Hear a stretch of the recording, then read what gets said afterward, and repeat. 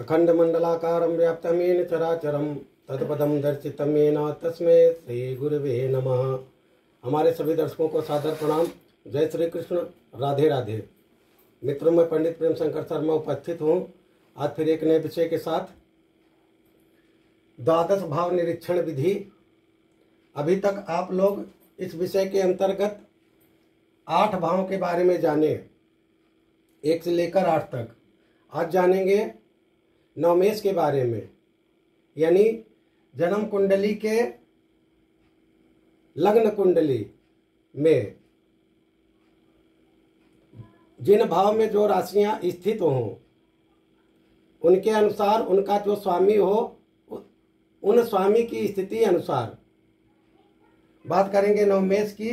तो नवम भाव में जो राशि हो उस राशि का स्वामी द्वादश भाव में से किसी एक भाव में जाता है तो व्यक्ति को क्या फल प्रदान करता है। जैसा कि आप लोग को पता होगा, नवम भाव को भाग्य भाव कहते हैं। इसके अलावा अनुपचय, अपोक्लिम, धर्म आदि इस भाव को कहा जाता है। जन्म कुंडली में ये नवम भाव लग्न की तरह, पंचम भाव की तरह और नवम भाव, यानी इन तीनों को त्रिकोण भी कहते हैं। इनकी बहुत महत्वपूर्ण भूमिका होती है जन्म कुंडली में। यदि ये तीनों भाव निर्दोष हो तो जन्म कुंडली 50% से ऊपर अपने आप सुधर जाती है। इस भाव का कारक ग्रह सूर्य और गुरु कहा गया है। सूर्य से आत्मा का संबंध है और आत्मा जो है, आत्मा के अंदर ईश्वर विराजमान है, इसलिए इस भाव को जो है धर्म से जोड़ते हैं। और गुरु जो है ज्ञान का कारक है, इसलिए भक्ति मार्ग पर, धर्म के मार्ग पर ज्ञान की विशेष आवश्यकता होती है।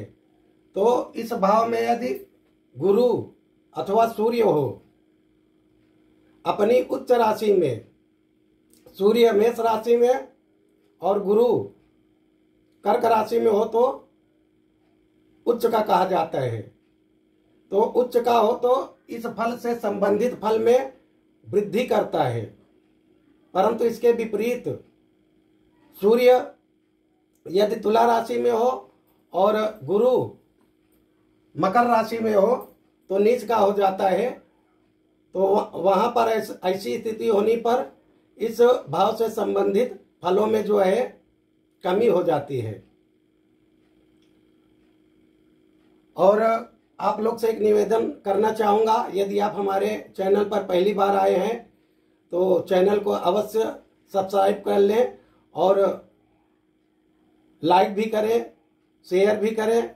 यदि वीडियो अच्छा लगता हो तो सब्सक्राइब करने से क्या होगा, यदि हम कभी भी वीडियो अपलोड करेंगे तो उसकी सूचना आपको सबसे पहले प्राप्त होगी। आइए विषय पर चलते हैं, बात करते हैं आज नवम भाव की।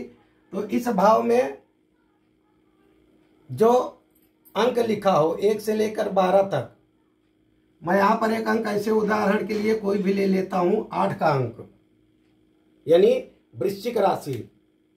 वृश्चिक राशि का स्वामी कौन होता है? मंगल। आपकी कुंडली में कोई भी अंक यहाँ पर लिखा हो, उनके स्वामियों के बारे में आपको पता है। ये उदाहरण स्वरूप आप समझिए। तो इस भाव का स्वामी यदि लग्न कुंडली में प्रथम भाव में हो तो व्यक्ति को महासूर, वीर, देवता और विप्र को मानने वाला, कृपण, राजकर्मचारी, अल्प भोजी तथा बुद्धिमान होता है, क्योंकि यह भाव त्रिकोण है। यदि धन भाव यानी द्वितीय भाव में हो नवमेश, तो कहा गया है कि ऐसा व्यक्ति बैल के व्यापार में चतुर, सुशील, वात्सल्य युक्त, पुण्यात्मा, कांतिहीन मुख वाला, चौपायों से पीड़ा पाने वाला होता है। यदि तृतीय भाव पराक्रम भाव में हो तो कहा गया है कि ऐसा व्यक्ति रूपवती स्त्री का पति, बंधुओं में स्नेह रखने वाला, जीवन पर्यंत बंधुओं से युक्त होता है। यदि सुख भाव चतुर्थ भाव में हो 9 में तो कहा गया है कि ऐसा व्यक्ति पिता का भक्त, माता का पालक, लोक में विख्यात, पुण्यवान, पिता के कार्य में निरत रहता है, यानी उसके पिता जो कार्य में रत रहते हैं उसी को आगे लेकर बढ़ता है। यदि नवमेश पंचम भाव में हो तो कहा गया है कि ऐसा व्यक्ति पुण्यवान, देव ब्राह्मण की पूजा करने वाला, सुंदर स्वरूप, उसके पुत्र भी पुण्यवान होते हैं, क्योंकि ये भी त्रिकोण भाव है। यदि खष्ट भाव में नवमेश हो तो कहा गया है कि ऐसा व्यक्ति शत्रुओं के प्रति भी विनय वाला, विनम्र स्वभाव रखने वाला, अधूरा कार्य करने वाला, वेदांत आदि शास्त्रों का निंदक होता है। यदि सप्तम भाव में हो 9 में तो कहा गया है कि ऐसे व्यक्ति की पत्नी सत्य बोलने वाली, सुंदर मुख रूप वाली, सुशील और लक्ष्मीवती होती है, क्योंकि इस भाव से अपने पार्टनर या पति की कुंडली है तो पत्नी के बारे में, और पत्नी की कुंडली है तो पति के बारे में देखा जाता है।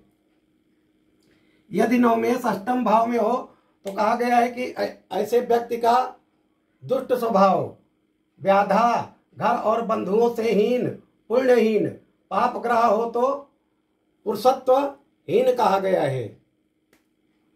और यदि नवमेश नवम भाव में ही हो, अपने ही घर में हो तो कहा गया है कि ऐसा व्यक्ति बंधुओं में अत्यंत प्रेम रखने वाला, दानी, देव, गुरु, परिजन, स्त्री आदि में स्नेह रखने वाला होता है।